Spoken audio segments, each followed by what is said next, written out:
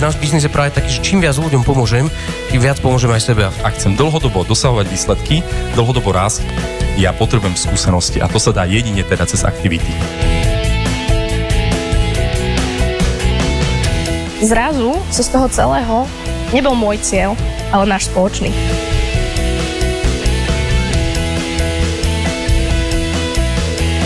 Poďme spraviť niečo výnimočné, poďme spraviť niečo, čo tu možno ešte nikto nespravil.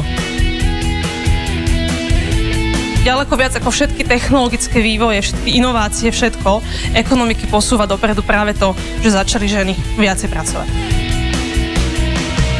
To znamená, že keď vás niekde uvidíme v nejakej smotanke alebo niekde, ako vy tam na gríne hráte golf, vy pracujete, lebo tam dohadujete nejaký biznis. Raz, ak budete chcieť, budete úspešní a potom to môžete zvládnuť, aby ste to neprepískli. Podľa mňa z môjho pohľadu je oveľa väčší workoholizmus robiť 8 hodín denne na niekoho druhého, ako robiť 12 hodín denne na seba.